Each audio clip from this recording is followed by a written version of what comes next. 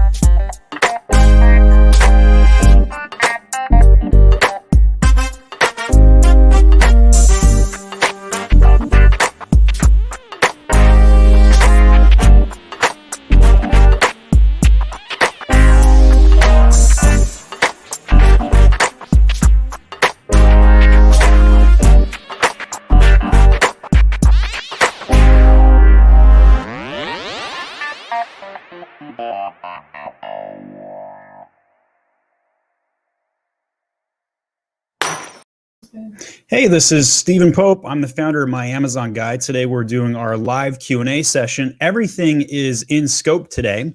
You can literally ask any Amazon question every Friday at noon Eastern Standard Time. Super excited to do this, guys. I look forward to this day every week, and it's a happy Friday. One big piece of news that broke overnight, Amazon has released its shipping restrictions. They are no longer requiring you to cap your specific ASINs. So that's great news, especially as we prepare for Mother's Day. I posted a video early this morning with further information on it. If you're curious, check that out after today's live session.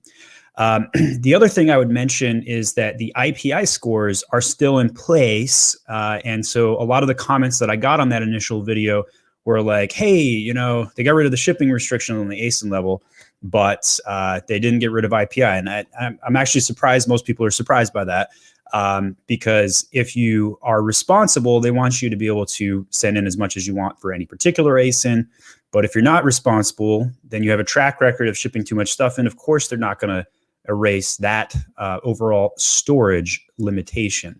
So I think 9 out of 10 sellers got a win last night with the reduction of the shipping restrictions, and that should be very beneficial. As a short update before I start taking your questions today, we have Age of Sage, which I launched last Friday. It's now checked into FBA, and so I was very happily surprised to see check-in times for my own product launch take 5 days to fully check in. So now I have the Prime badge on my listing, which is good because I actually spent $800 trying to advertise my Fulfilled by Merchant listing, and I got one sale. $800 in ad spend and one sale. Should have turned it off sooner, but I was really hoping that it would turn the course over the last few days. And basically, either people are not shopping for Mother's Day yet, I don't think that's the case, or you really have to have Prime on a new listing.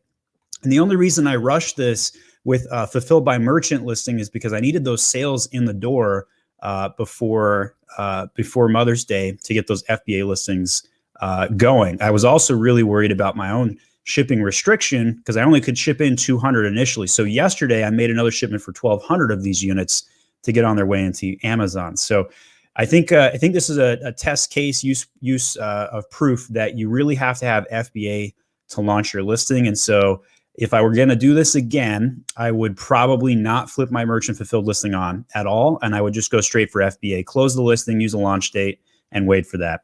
On the far right, you can see that my wife has left some pizza in the shopping cart here.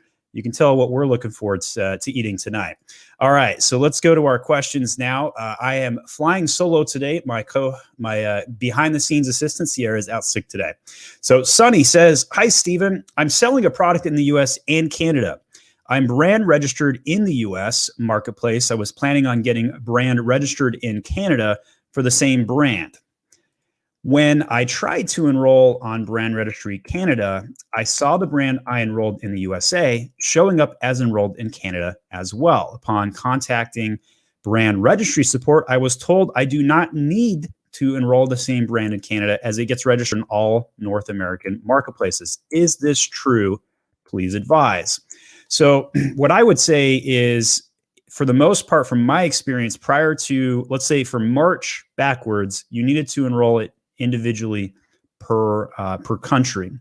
But they may have recently changed that so you can get your Canadian one done at the same time. I'm not 100% sure on that.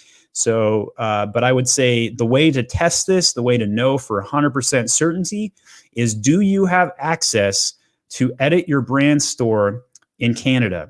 If the answer to that is yes, then you're good to go. So I am actually now curious. I don't think I ever actually built my store in Canada for Momster.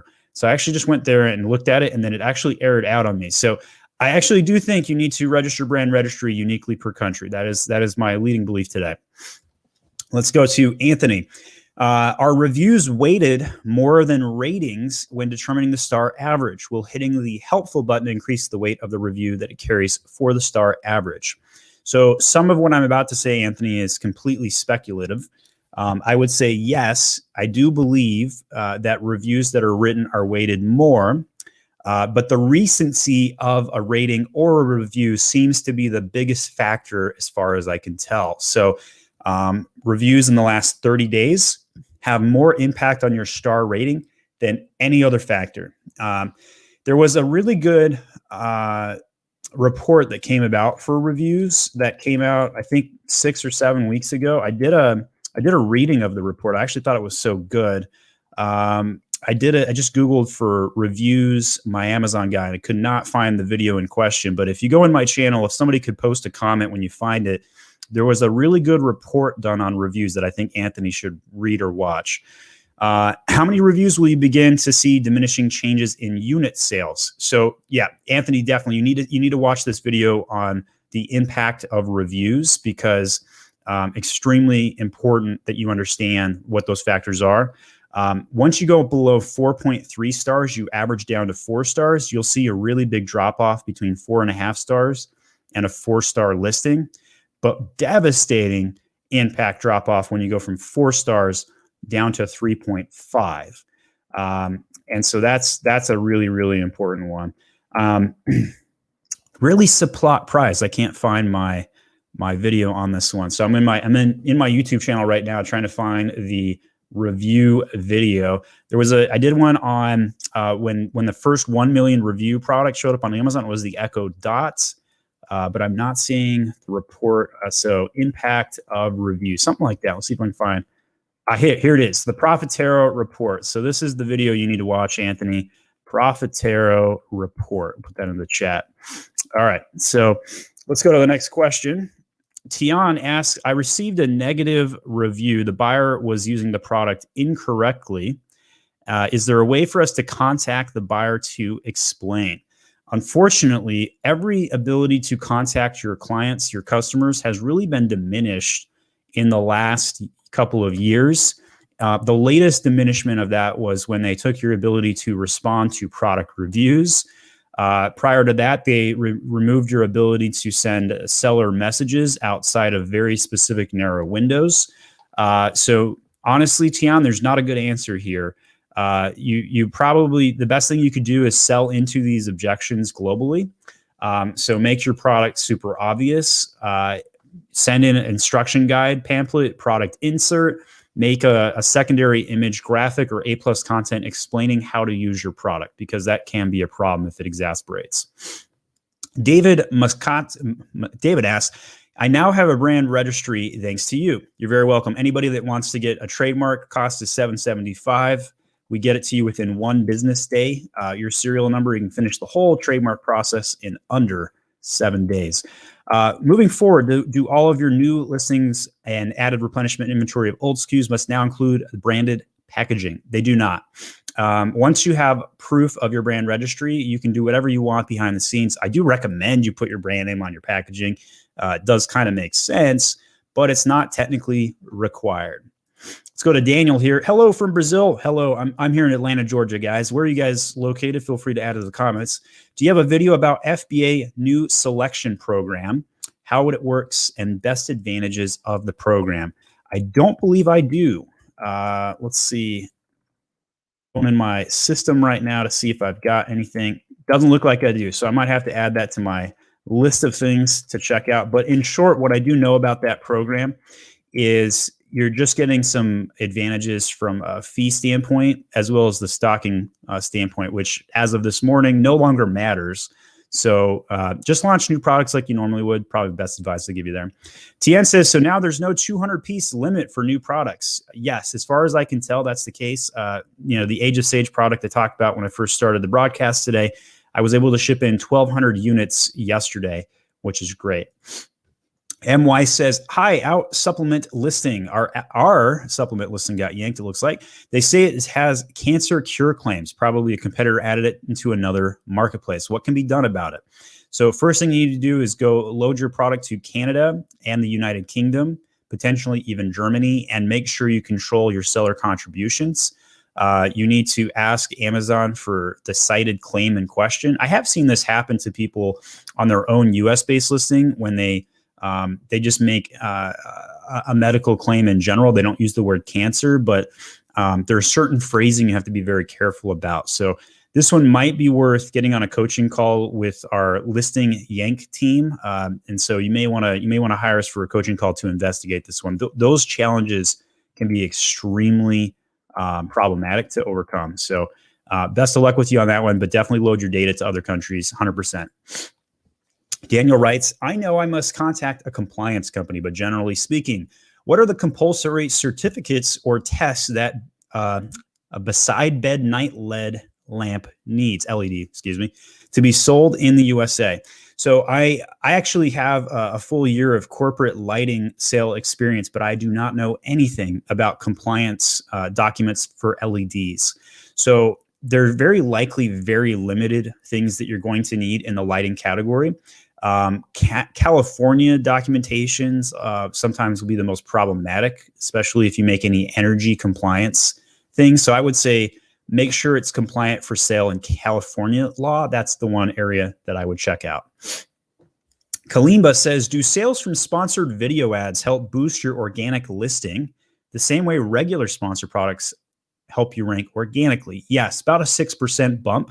I would even venture to guess that Amazon may give video a little bit of a bigger boost because they are pushing video pretty hard right now. So we know from the A9 update on the algorithm that SEO is impacted by PPC by about 6%. Your last 30-day rolling sales has the greatest impact on your organic rank. I've showcased several videos and given many updates about my own experience when my ad for my social distancing wine glass was banned from Amazon, and it was in rank organic slot #1 for the term wine glass, and it is now in rank 40. So I'm going to share my screen here, and my competitor listings are still freaking down. So let's see, let's show this bigger. So this is my wine glass right there. But notice this dude selling the exact same item. And then my glass is down here. But if you go site search the term wine glass, I'm now in slot 40, and I used to be in slot 1 back in January and February. For 2 months, I was in slot 1. So yeah, it really does impact, PPC really impacts your SEO. So you can see me right here. I'm still in the top like 60 for the term wine glass, but I've lost a lot of ground on that. Tion says, I found a keyword. Its search volume increased from around 2,000 to 90,000 in the last 2 months. It also not saturated, but it's very hard to differentiate. Should I do this product?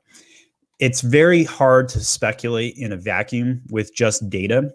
Generally speaking, I recommend people focus on products that they understand, that you're an expert in. So growing up, I taught chess lessons throughout junior high, high school, college. I played on a national level. I've played in the actual US Open, playing 6-hour chess matches.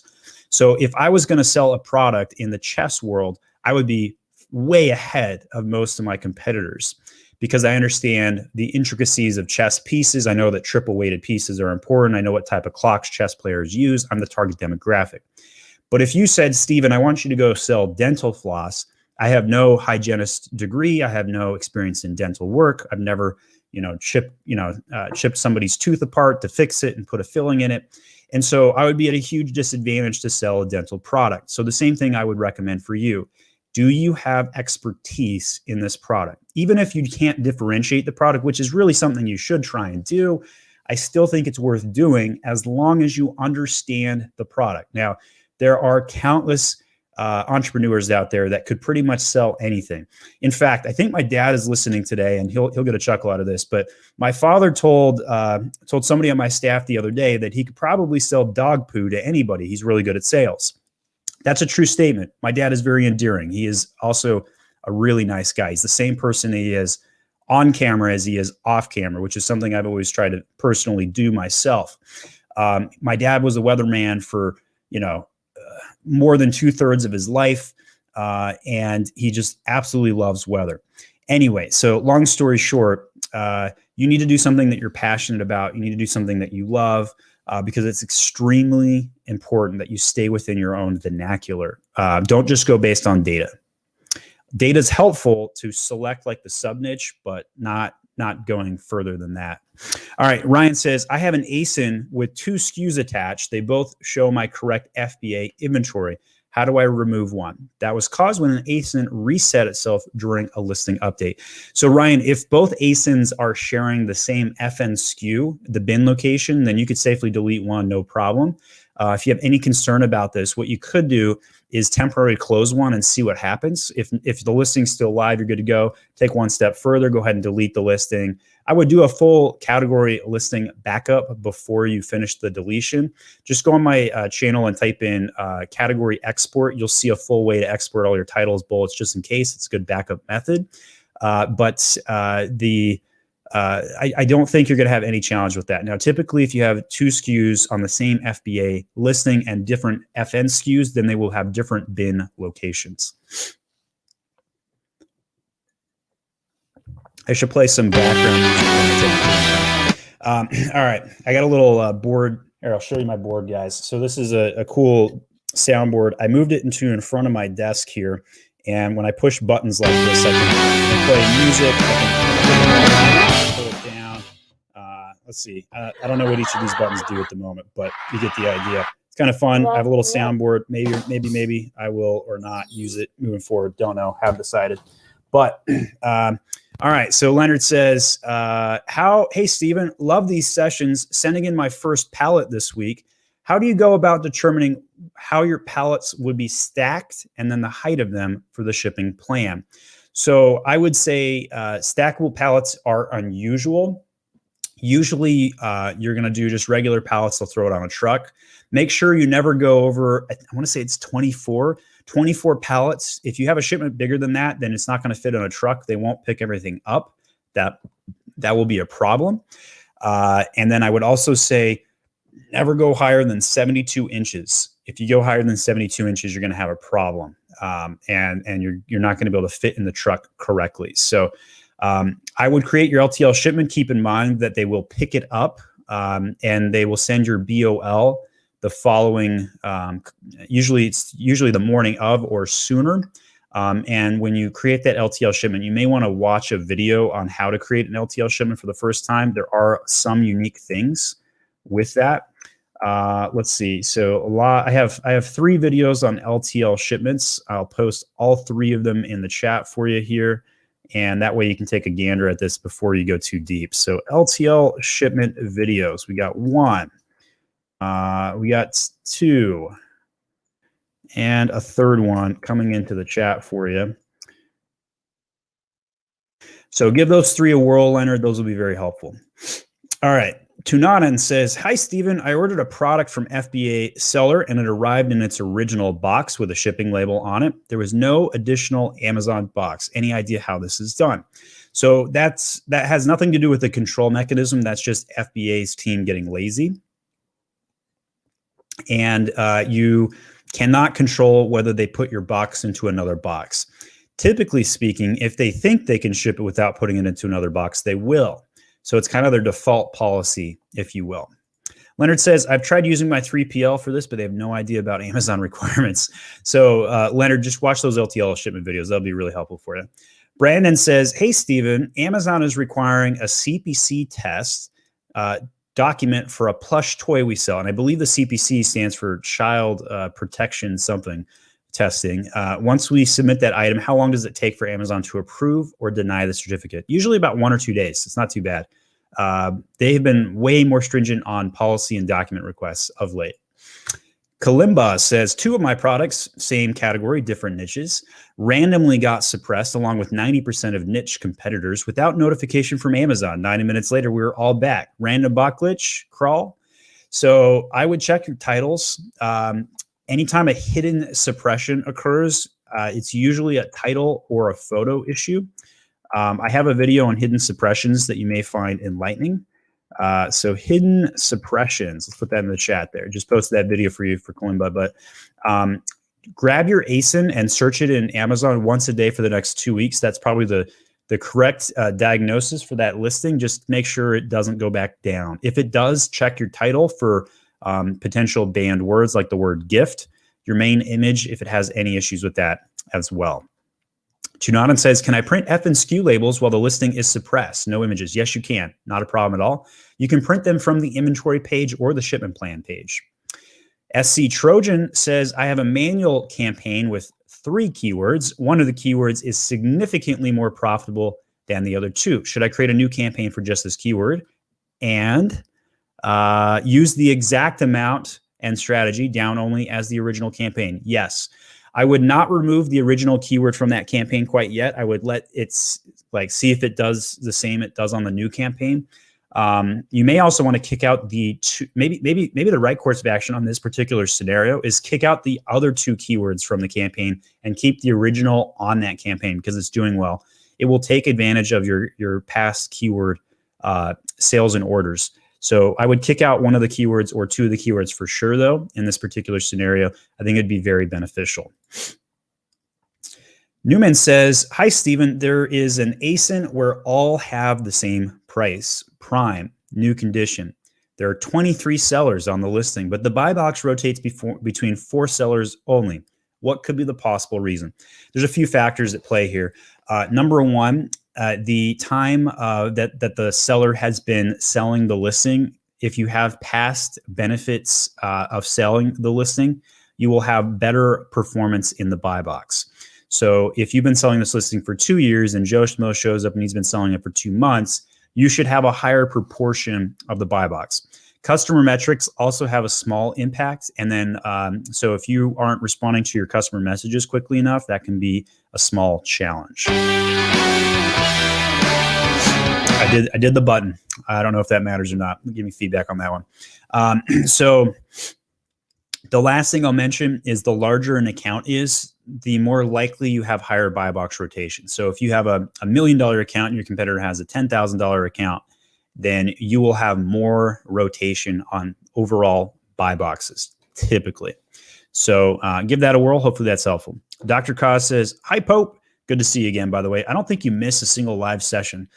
Do you have any insight into how Amazon cleans up ratings? Recently, many of our product review ratings numbers dropped in the EU and US. Is it a bot scavenging for fake reviews or other cleanup process?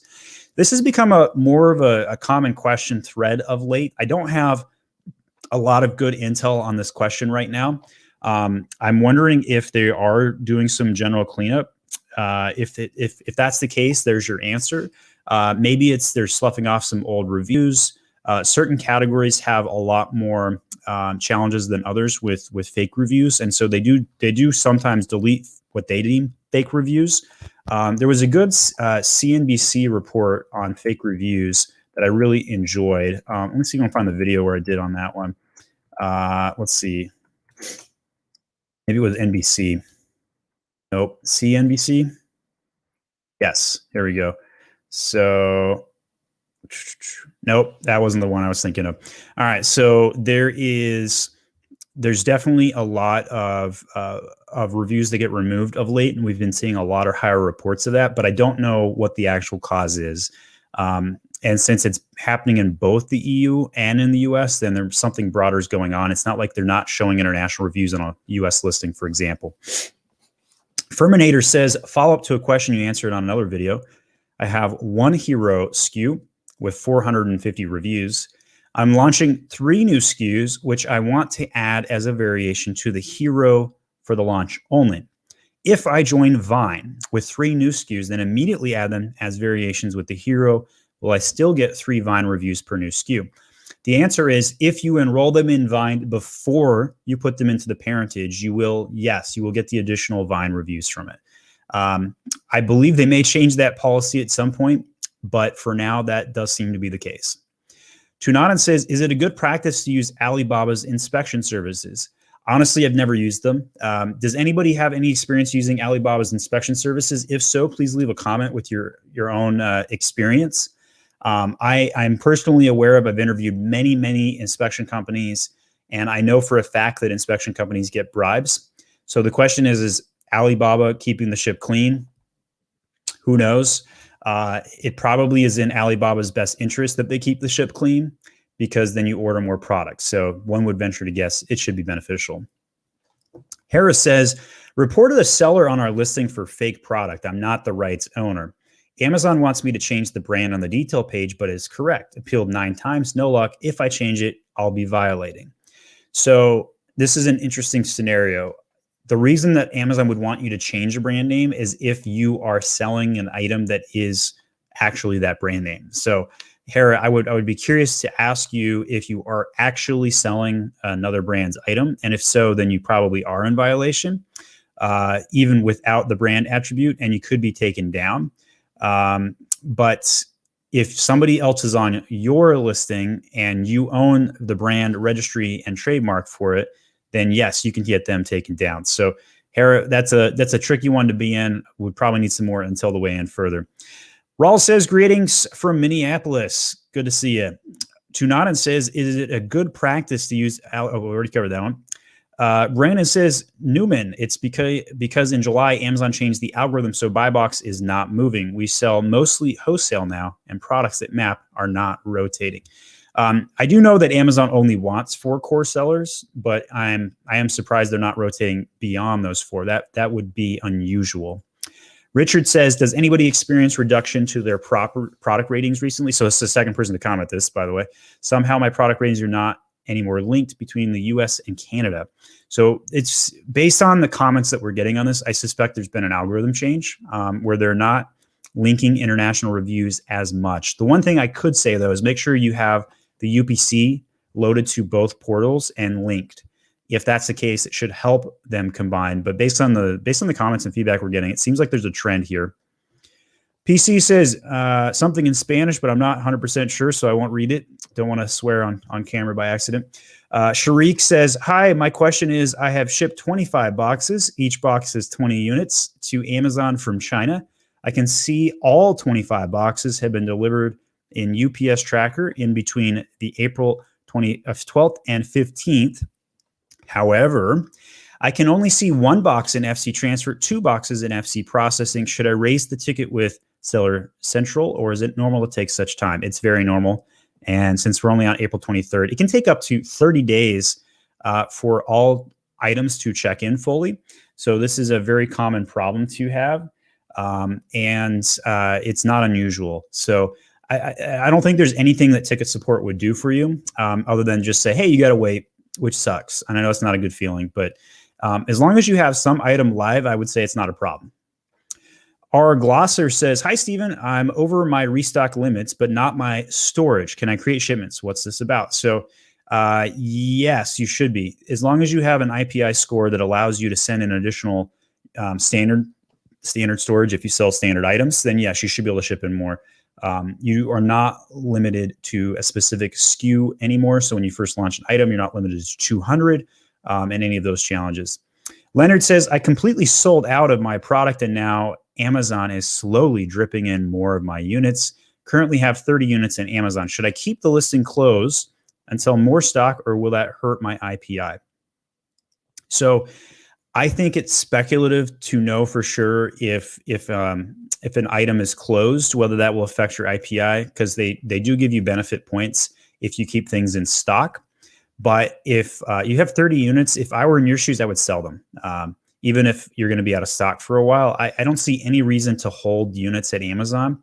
Just now, if you said those are 30 units in reserve, those don't count against you. If they're in FC transfer, those shouldn't count against you, although you never know with Amazon.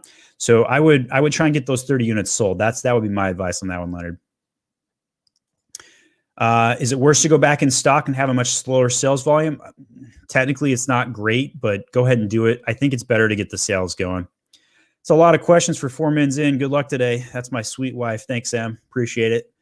Lucho says, read about, and by the way, yeah, we are just getting to the 4 minutes past. We're half hour in, and I've only gotten down to the 4 minutes on questions. I guess I need to speed up, guys. I'll do my best today. Lucha says, read about shipping restrictions, but the fact is by ASIN, not volume, hurts me since my ASINs are mainly low volume and my IPI score is below par. In the past, I used to wing by BB by having more inventory. In the last few months, I noticed being punished for having more inventory and not getting buy box as much so that they lower my IPI. This is a challenge. I don't have a lot of good advice on how to navigate this other than to say, keep 90 days of supply at Amazon. Make sure you have a 3PL and use merchant fulfilled as a backup going into Q4 this year. It will be a problem again. Rob says, what's the best way to calculate inventory for FBA so that my bookkeeper can calculate COGS at the end of the month? I've heard Amazon's inventory reporting is delayed. How often do you recommend rotating back in? Okay, so let's stay here then. If you need to calculate profit, then you need a software to do this. Guaranteed. There's Seller Legend, there's Profitero. I've never used that one, but I like their report. And Helium 10 even launched its own software recently to track profit. So you definitely need that because it will also calculate your advertising costs down to a SKU level. I think it's really, really important that you understand your data if you're going to make decisions on the data. Getting data for data purpose, don't care about that at all. But if you're going to make decisions based on it, I think it's really important. I am an affiliate of Helium 10. I'm going to post in the comments section, 50% off your first month with Helium 10 if you want to give that a check out. I'm not affiliates with any of the profit tracking tools, but there's some solid options out there that you can check out. So give that a whirl. Let me know what you think. Rob also asks, how do you recommend rotating backend? How often for the backend search terms, and how do you keep track of this? So we like to run 3 phases of SEO. I recommend you keep the phase 1 for at least 30 days until you index for 1,000 keywords. Run SEO phase 2, that's called our pink word update. Run that for another 30 days. And that's where you're going to rotate words that are already in your title or your bullets out of the search term field. You're going to try and index for additional keywords with the goal of getting to 1,200 by month 2.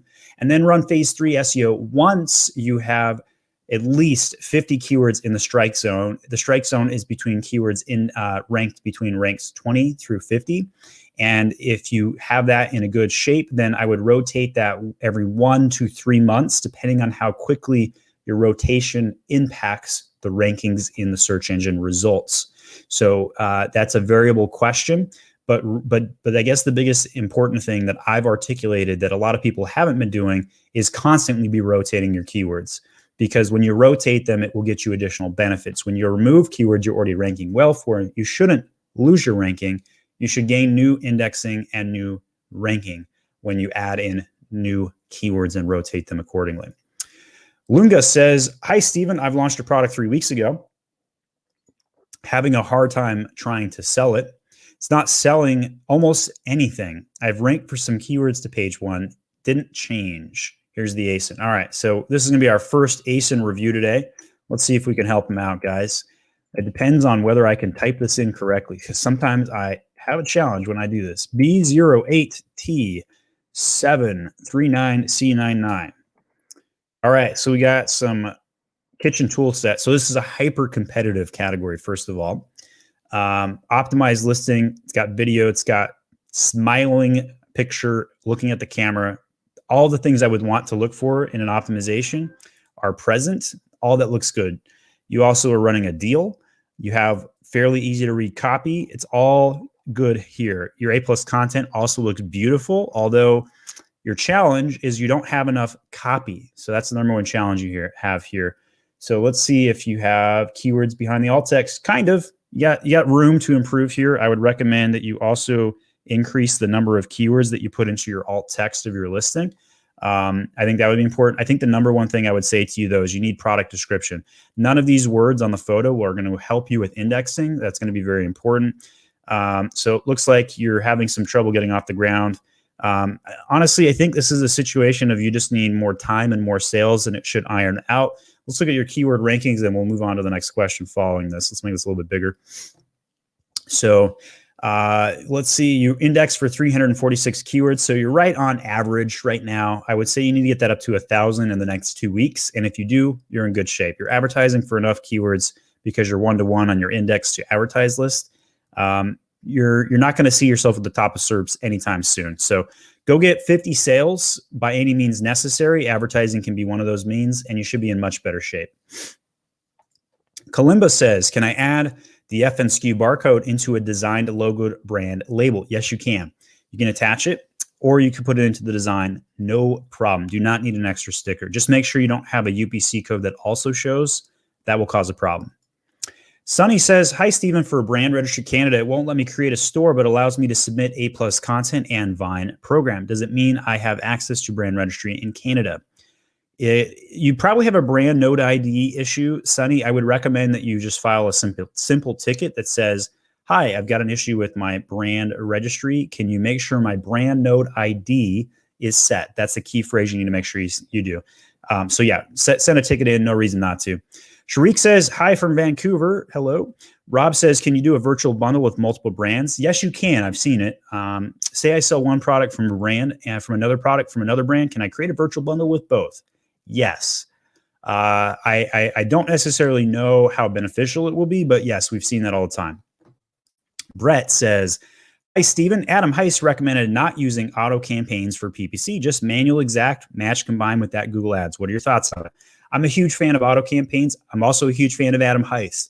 There might be some context or reason that Adam said that, but my take is auto campaigns are extremely important because they find seasonality. They find things that you're not paying attention to.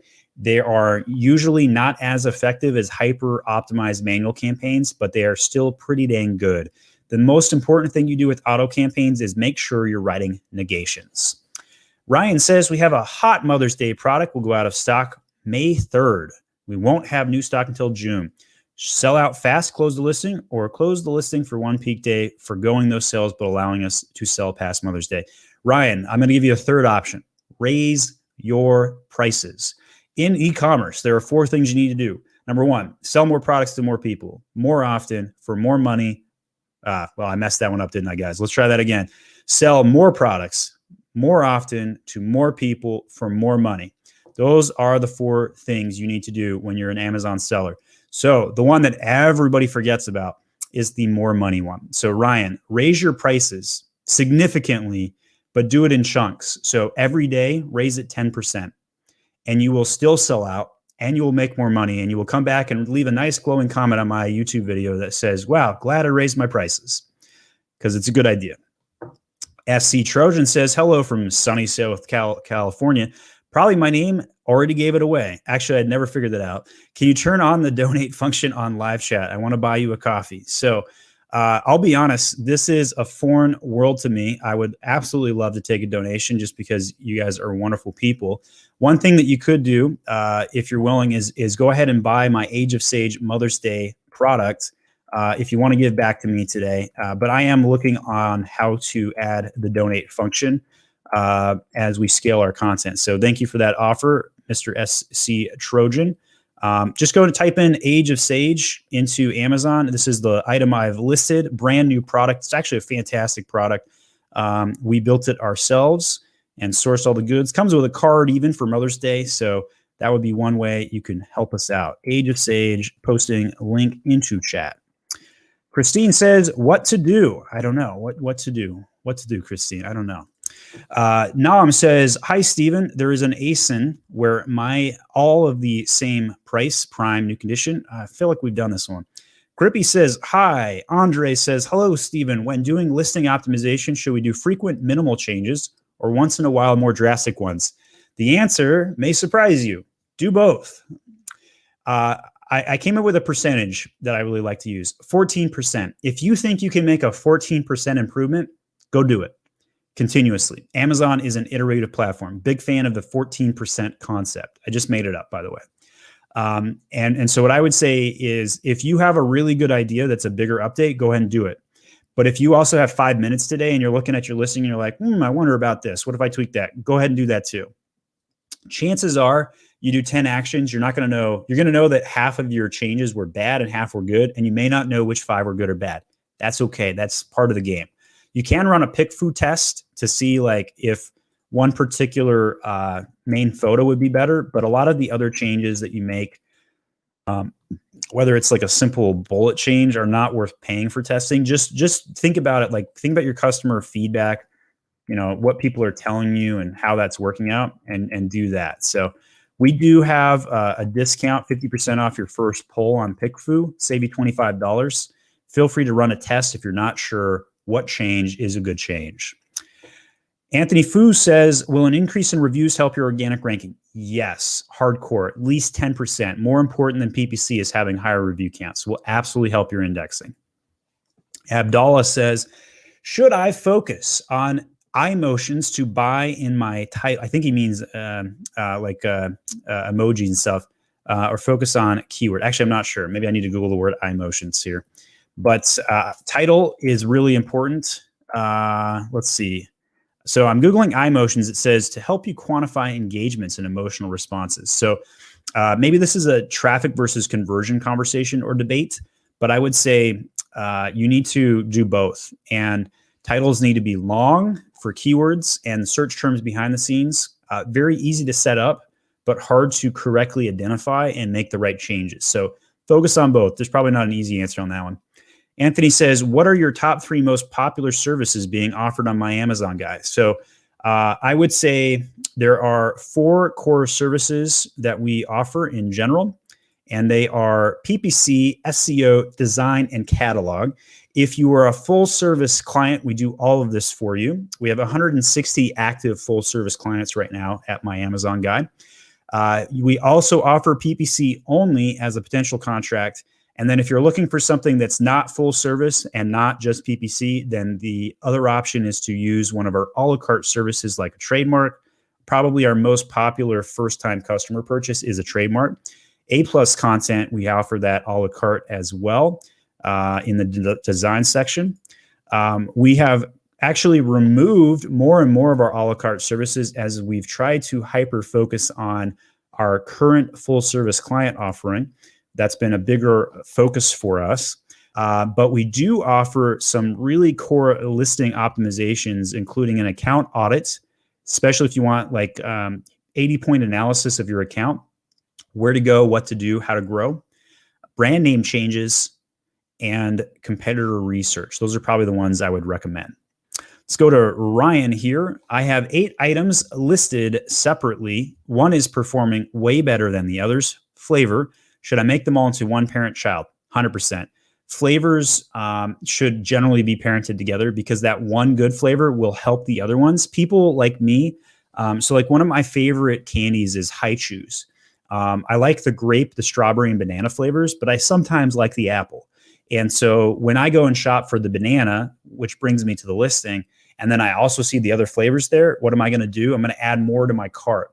That increases your average order value, which means you're selling more product, making more money. So in the grocery category, parentages with flavors should almost always be connected. The only exception to this is if you have 2 power flavors. Maybe instead of having one parentage with 8 SKUs, you have 2 parentages with 4 each and separate them out.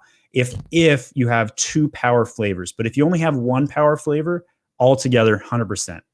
Dr. Kaz Pope had an awesome onboarding with your team for My Refund Guy. Congrats, my friend. You're building a stunning business with great people, serving the seller community too. Well, cheers. Thank you very much, Dr. Kaz. I have seen you in at least 10 videos live with us. So it's nice to have a super fan out there. Thank you very much. All right. Rob says, what webcam or camera do you use? So right now I'm using a Logitech, but I also have a Sony camera that I like to use for my my non-live video. I've had a couple sessions where my camera actually decided to give up the ghost after 70 minutes. So I decided to use my regular webcam. Inside of my description of my videos, I have my full podcast setup. I'll go ahead and take a moment and demonstrate this. So if you go to the bottom of any of my recent videos, you'll see my podcast setup. I have a Rode NT1 kit for my condenser microphone. By the way, all of these links are affiliate links. So if you buy any of this stuff, I do get a small, I think it's like 1% out of Amazon. So I'm using this setup for my mic. I'm using this for my swivel mount. And this is really nice because when I'm not doing my podcasting stuff, I'm going to do a coaching call. Boom. It's out of the way. Makes it really nice. And then I have a production studio like this. And this is my Rodecaster Pro. This is what I showcased earlier in the show. I'll put my webcam down so you can see this again, which is kind of cool. So super expensive little production studio setup, but it's definitely worth it for me because I struggled pretty hardcore to get my sound quality correct, and it made it almost instantaneously perfect. Here is the camera setup. I should put all these links into the chat here. I'll just do that right now. Okay, so here's my podcast setup. And this camera is phenomenal. Really good camera. By the way, the guy that told me to buy this camera was Adam Heiss. So props to that dude. And then lastly, the lens. So the lens, This does not allow for focus changes. It's a very specific lens setup, and it's a Sigma 16 millimeter. And you can see like some of the prices on my equipment is expensive. If anybody watching this, whether you're a competitor agency, whether you just want to get into streaming, honestly, just get a really good mic and a webcam. You don't need the cameras to start. You don't need the production studio, but you absolutely need a mic. So big fan of the Rode mic here. I also have a backup mic behind me. I actually forget the name of it, but the one that Adam Heiss used is the one that's behind me. In case this mic ever craps out, I got a backup ready to go. So first time I've ever been asked about my podcast setup live. So thank you for that question, Rob. Joe says, I received an inauthentic claim and instructions say to hit appeal button on the health dashboard. However, it never hit my account health dashboard. How do I send invoices? So I guess, Joe, is the listing down? If the listing is down, then try and appeal it. If you don't have the appeal button, then file cases. But if it's not in the health dashboard, I'm curious, like, is the actual item down? If it's not, then you have nothing to appeal. Lucho says, one of my listings just had all of their reviews removed. It has 48 reviews, new product. You still see the review count and ratings, but nothing to read. The review itself don't show. No idea why. Lucho, I think yours is a one-off situation where you have some of your reviews are just hidden. I would file a ticket or do a template upload, make sure the UPC is loaded. You might have like a phantom review count showing up. Very, very unusual. I don't think the reviews are removed yet. I just think they're just not displaying. So go ahead and file a ticket and also do a template upload. Let me know if that works. Return a report, please. PC says it's Italian, not Spanish, and I would swear. I was saying good day from Rome, Italy. So thank you for that chuckle. I appreciate it. And of course, my comment scrolling has moved down. All right, so let's go down to Rania.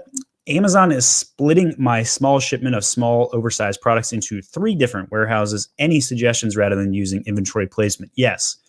So if you're sending in less than 150 count, then make your case size 150 in the first part of the shipment process. That'll mandatorily send it to one location.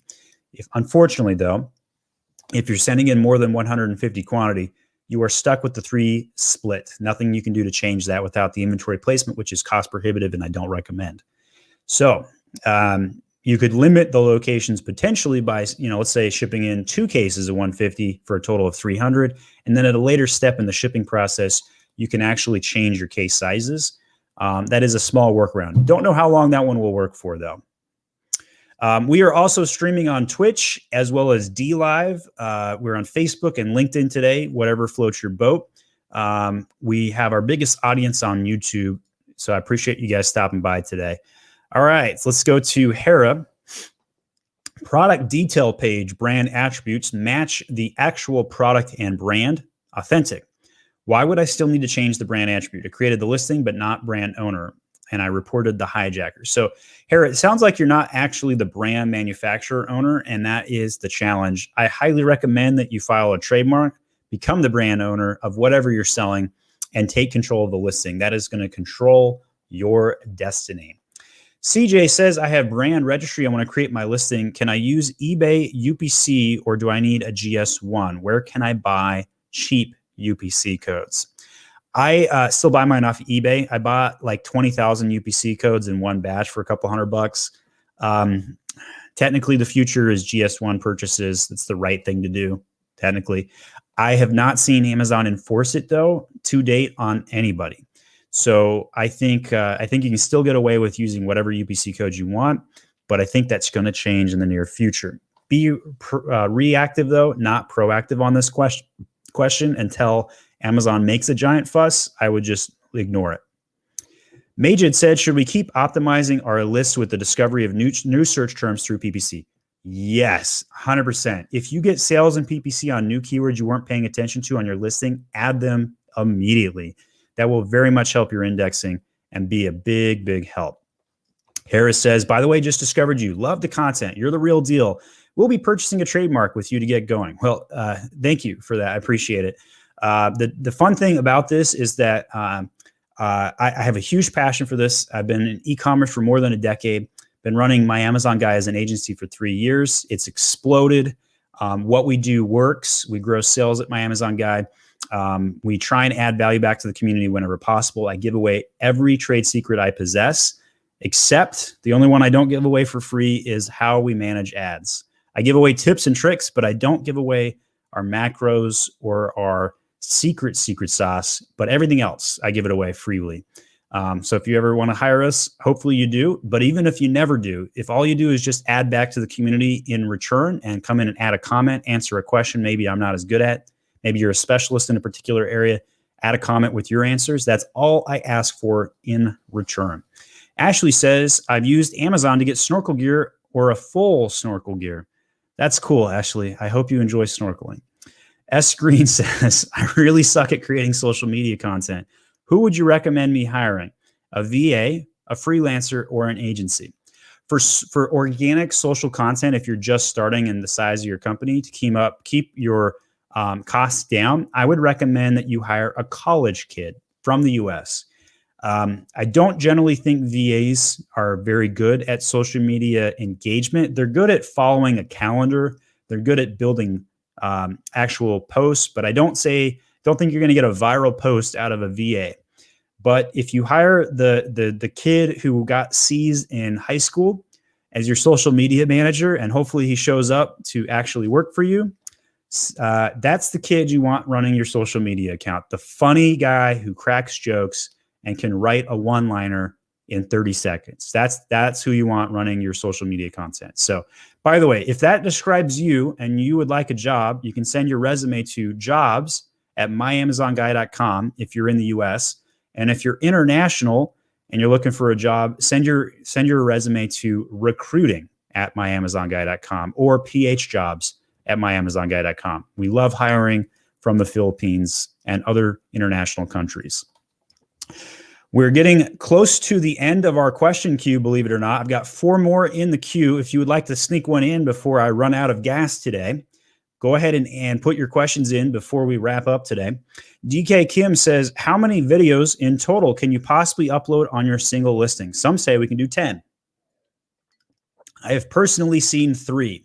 I've never seen more than 3. So if we just go to a random listing here, we'll stay on this condenser mic. This is my actual mic I'm using. You can see they've got 1 video. If you can load 2 or 3 here, it will show all 3 and then you can rotate through them. But if you got more than 3, you could also load them. By the way, this video and A+ content, not possible through Seller Central. So you can't get that. Costs lots of money. But you could come down to the videos for this product section right here and load them here. Definitely how you can get it done. All right, S. Green, I want to convert an existing ASIN into a variation family. The only option is doing it via flat file. However, I'm afraid I'll wipe out my entire listing. Do you have a video covering this topic? I have many on this topic, actually. So the first thing I'll mention is if you haven't done a template upload before, be very careful. You can wipe your catalog very easily. The first video that you need is to export your bullets and your titles. This is the most important video you need to watch first. It's a very short one, 3-minute video, how to export data out of Amazon. And that's the first one you need to watch. The second one you need to watch is how to build parentage. I have probably 15 videos on parentage. And let's see. I'm not sure which video is the best for the parentage, to be totally honest, but here's one of them, and I'll post that in the chat. And then if you have any additional needs, let's say you screw it up, hire us for a 1-hour coaching session. We'll come in and fix it for you. Very, very difficult work. Like on a scale of 1 to 10, the hardest things that we do at My Amazon Guy when it comes to catalog management is parentage and template uploads. That is a 10 out of 10 task. Very, very difficult. If you want my best word of advice, make sure that you always in the update column section, put partial update unless you're purposely loading every attribute for that listing. Ashley says, if I wanted to sell my snorkel gear, what do I need to do? So you need to open up a Seller Central account, load the products, and pay lots of money in advertising. If you're looking to just sell like a single Storkel set, do it on eBay. That's not for Amazon. Kalimba says, can you upload the same video to multiple parented ASIN? Yes, you can. Products are just color variations. That's totally fine. I do this all the time. If you'll notice a lot of the things I do on my Monster wine glasses are pretty much just like bare bones minimum just to get the job done. And they still sell just great. So let's go over to my Monster store. And in here, we scroll down to, let's just go to a random listing because quarantine. And by the way, this is another way to buy me a coffee, buy one of my products, buy a wine glass for somebody in your family. So I've got 3 videos loaded here. You'll notice that it's of a different product for the quarantine glass. Totally fine. It's not ideal, but it still works, right? Keeps your costs down if you don't want to run a high production value, which this particular video was pretty high production. And well, not that particular one, but I didn't want to pay for like rotating my glass under a light for every single type of glass when this did 80% of the job. Showed them how big the glass is, what it looks like, and that it's, dishwasher safe, etc. Ferminator says, I enrolled in NARF for Canada. Highly recommend that, by the way. I changed the title on Canada and my listing there went inactive. Is there a way to modify the title for Canada without the listing going inactive? Yes. If you're in a select category, you might have an issue with Canadian requirements. The listing going inactive might have nothing to do with the catalog. It might have everything to do with NARF breaking. So you want to find out why the listing went inactive. But yeah, you can update your titles in Canada and make them unique from the US. No problem there. Make sure that the quantity shows up in Canada. That might be the issue. Give that a whirl, see what that does. And then if you think you have a really good product that will sell well in Canada, just ship it in via FBA and see what happens. That will improve your sales quite a bit. Ferminator says, thanks, you're very welcome. Brandon says, is your Age of Sage listing also on Walmart? It is, although I have never looked at it. So let's see if it's actually live. So let's, I just typed in Age of Sage Walmart into Google, did not come up. So let's just type in Age of Sage. This is live Q&A, live task mask. And I actually just broke Walmart. It says upstream connect, error, disconnect. Nice. All right, let's try it again. Age of Sage, typing into walmart.com here. Will my product show up? I feel like this is a Will It Blend episode from the early days of YouTube. That's taken a while to load. I think Walmart might be under a little stress right now. Let me see if I can log into my actual Seller Central for Walmart. I don't pay much attention to my own Walmart account, truth be told. It is just a little couple extra bucks here and there, afterthought, which is what most people do with Walmart. But it is probably the one platform that I think could potentially actually catch up. All right, so I just logged into Seller Central. Here's my back end for my item, and let's see. So now the question is, can I actually click on my live listing live? Let's see if I can actually make this happen. So typing in Sage. Sage is the name of one of my daughters, by the way. All right, view. Let's see if this works. Sweet. Here it is. Here is my Age of Sage project on Walmart. Let's see how my team did. I haven't QA'd this yet. Looks pretty good. Yeah. All right. They got bullet points. Perfect. So yeah, there's my item on Walmart. So we do not focus a lot on Walmart, but I do recommend everybody shows up as a backup method just in case, because you never know. How's Monster, which is funny, Brett makes this typo because the #1 autocorrect to my Amazon brand, Monster, is Monster. And it probably, Brett could be on a mobile phone right now having the same challenge. But so here, I'll show you. So I type in Monster like this, and then you scroll down. Did you mean Monster? I hate that autocorrect. Worst thing about my brand, choice of the name. How is Monster faring with the new inventory limits? Have you seen limit bars at the bottom of the shipping queue page? So, I'm good. I have plenty of room for my inventory. I am not having any challenges right now running this. The main challenge that I'm having is that my top seller is banned from advertising after 2 months. That's the main challenge I have right now. But all of these products, no problem, no storage issues. I did find it really annoying that I was capped on storage, but now that the change happened last night, we're in a lot better shape now. I purchased a retail website doing arbitrage on Amazon, Harris says. I thought that's allowed. Products not restricted. I reported Hijacker and got yanked. So purchasing a retail website is totally fine, but arbitrage on Amazon, you don't have any brand IP control. So technically speaking, you don't own your brand listing. That's the problem, Hera. So if you load it under your own brand register page and you're selling your own product that you private labeled, you'll be in a lot better shape long term. Retail arbitrage is a model that is very, very challenging. And quite frankly, it's not one I think will last you long term. I personally feel like retail arbitrage as a full-time job could make you 30 or 40,000 USD per year, but it won't be scalable beyond that. So if you want to make six figures, you gotta manufacture your own goods. Kalimba says, is there any reason to get your brand name registered in regular text as well as all caps as a protective measure? No, I would treat this as an alias. I would just get it in proper case. I would not get it in all caps. A lot of attorneys will file a creative mark in all caps, and I think that's a mistake. And I think you should just do proper case all day long. Anthony says, hey there, Stephen, I believe you may have skipped my question above green. Let's see if I can scroll up. Not intentional. I'm running solo today, so apologies about that, Anthony. If you want to repost it, Anthony, just repost it. I'll cover it for you, no problem. Brett says, Momster meant a typo, right? I know, Brett, right? Like that's the #1 typo that you probably did type it correctly. Your autocorrect probably did it. Sharik says, I'm new to Amazon private label seller. Launched my first product on March 17th. Sold 114 units today.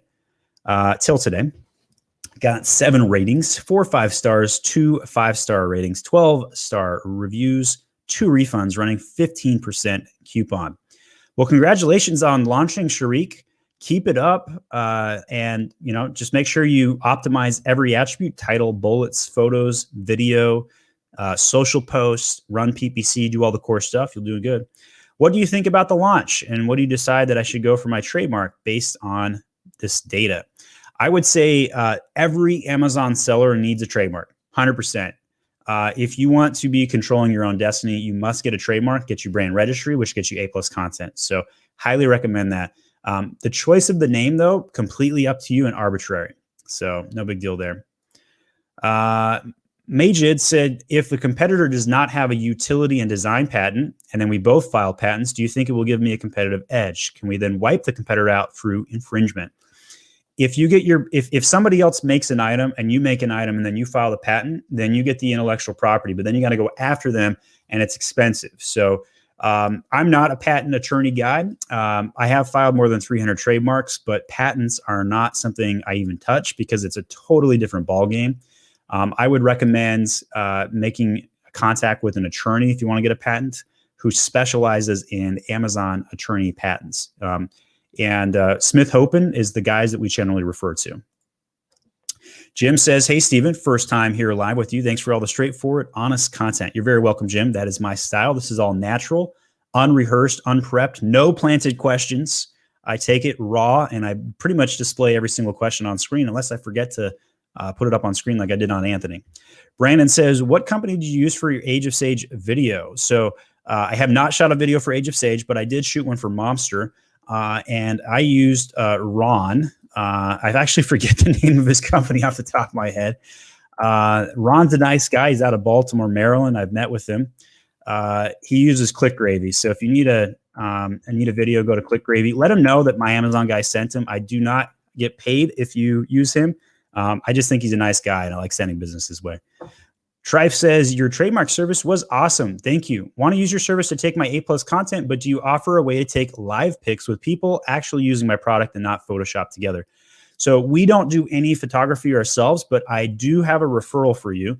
I like to use products on white photography. I'm not sure on how much lifestyle that they do, but I love everything else about them. And I have an affiliate relationship with POW.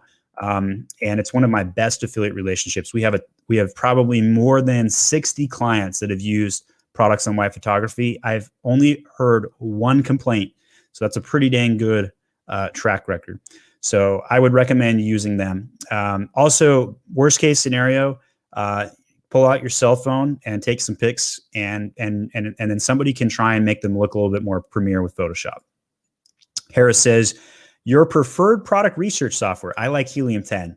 I started out my career using Jungle Scout, but then I used Helium 10. If you scroll up, we had a discount code for Helium 10 if you're interested in checking that out. ZonGuru is probably the flavor of the month for me. I've met with their CEO. I brought him on my live podcast about a week and a half ago. I'm really big fan of what they've got going on over there. Their UI is pretty sweet. So pretty big fan of them too. But Helium 10 is my favorite. Jungle Scout, original. Alan says, hi, Steve. I wasn't sure if you pronounce your name Alien or Alien. I apologize. So, hi, Steve. I've been trying to log into my Seller Central in Europe, and whenever I input my password and receive the verification code, it takes it to a page that I say I need to activate SSO. I think you should get Chrome OTP set up. I would also recommend clearing your cache. Clear your cache. Try it again. Probably will work. And for those that have not done Chrome extension OTP, this content I'm posting with the URL right now, extremely important. You will life-changing to have Chrome extension OTP. It's fascinatingly so groundbreaking, because now instead of having to grab your phone or talk to somebody else, you can just like click a button and it's done. Super easy. Single sign-on, which I then do, leads me back to logging into an endless loop. Definitely clear your cache. It's a cache issue. I'm pretty much guarantee it. Tried contacting support. They say contact different support. Clear your cache. Pretty much sure. Confident. Clear cache. All right. Let's scroll down, see if we got any more questions here as we wrap up. Lucho says, thanks, Steven. Amazing session every week. You're very welcome. If you enjoyed today's session, even if you're watching the replay, leave a comment with your appreciation. Tana says, why are you banned from advertising the product? Can you get the ads reinstated? I've tried, man. I've tried. I went around the podcast network and started talking about how I had the #1 ranked wine glass, and I'm pretty certain somebody reported it. And they found a policy about promoting alcoholism. By the way, I don't even drink. I don't drink wine. Don't drink alcohol at all, in fact. And I just happen to sell wine glasses. And so super weird. But basically, there was a very particular keyword or a photo or something that Amazon's advertising team is now hanging me up to dry about. What reason do you recommend caps brand? Because, well, unless you actually want your brand name to be in all caps, like on the packaging, that's cool. That's no problem. But if you're going to have a brand name like with one letter capitalized, then you want proper cases of the trademark. You want those to be congruent and matching. Harris says, for trademark purposes, we'd recommend how C and home or how C and home. Oh, that's interesting. I'd probably go with the ampersand. I think it looks a little more, what's the word I'm looking for? Posh almost, boutique almost. I like house and home with the ampersand. You may want to consider doing a space as well. Vasil says, Steven, skip my question twice. Here it is again. Vasil, I'm not seeing your other comment. I don't know. I'm so sorry, man. I will try. I'm going back up. I literally don't see. I see your comment about me skipping it, but I don't see it. If you put a link into your comment, it may not display it on my channel. I have links banned because I get spammed by a ton of robots. I'm so sorry about that. Maybe that's the issue. Anthony says, no problem for skipping my question, Steve. I still don't see your question either, Anthony. Maybe you guys are posting links. It's got to be it. All right, let's scroll down. Dan says, why negate search terms after set number of clicks? Ad Badger Guy says, after 20 clicks with no sale, negate the term. What about terms that might have a 3% conversion rate but are profitable? There's no one size fits all with advertising and algorithms and AI. And so you have a use case. As long as it's profitable, you should keep it. So you got to write a rule book around that. I would not negate something that's profitable, obviously. So you would just need to make a manual campaign that's not affected by AI that would override it. But big fan of Ad Badger. Great team over there. Michael Erickson, good people. All right, I have erased cache and cookies. Still nothing. Shoot. I'm really sorry. I thought that would be I was 100% certain on that one. Have you switched web browsers? Have you tried that as well? Maybe they locked your account. Maybe that's the issue. That'd be weird if you have a security issue there. Salmon says, what would your PPC strategy if you were launching your first product? I would spend $2,000 on PPC in the first 2 weeks. And I would run every ad segment you can, video ads, display ads, sponsored products, auto, manual, ASIN targeting, category targeting, every segmented ad type. That is the best way to launch a product, is to shotgun, spray, and pray. And we're coming in from Majid. Do you buy this cap after watching Peaky Blinders? Yeah, right. So what happened was, so I decided in January I wanted to take my YouTube channel to the next level, and I was like, well, what do I need to do this? Well, doing some research, apparently I needed professional custom thumbnails. That was the #1 thing. Well, once I found out I needed custom thumbnails, I found out that I needed to go do a professional photo shoot. So then I was like, well, I don't really, kind of a balding guy here. I don't really have the greatest head of hair. So maybe I need to wear some hats or something to keep it a little bit better. And so I went on Amazon and I just ordered 7 random hats. And this happens to be my favorite. So, the top hats, let's see, do I have them? I do. So I got this ridiculous hat here. So milady type hat. Let's see, what does it look like? It's like the folding on it's not too cool right now. Let's see, what's the best way to make this one look good? But yeah, it just doesn't look as good on me. So, but I did it for thumbnail purposes, and then basically I'm just ashamed of my balding head. Doesn't look as good. So give me a little flavor with a hat. But yeah, Peaky Blinders, and it's an okay show. I think I watched 4 of the episodes, didn't get through it. Is what it is. All right. So Harris said, hit that thumbs up. All right. Thanks for doing that. I appreciate it. Thank you very much. So that is the My Amazon Guy show today. We go live every Friday at noon Eastern Standard Time. If you want to give back to the community, answer a question that you feel like you're an expert on anywhere on my channel. Go to any video, any comment, answer a question. If you don't have any answers, maybe you're new, just give, just write a comment somewhere and just say, hey, thanks for the content, something like that. Every comment helps me with the YouTube algorithm. And we do this every Friday at noon Eastern Standard Time. And then finally, I'd say if you want to buy one of my products, just as a little small thank you, Mother's Day is May 9th, Age of Sage. Just type in Age of Sage into Amazon and help buy a woman's gift for somebody special in your life. Thank you so much for everything, guys. That's the My Amazon Guy show. My name is Stephen Pope. I'm the founder of My Amazon Guy, and we'll see you next week.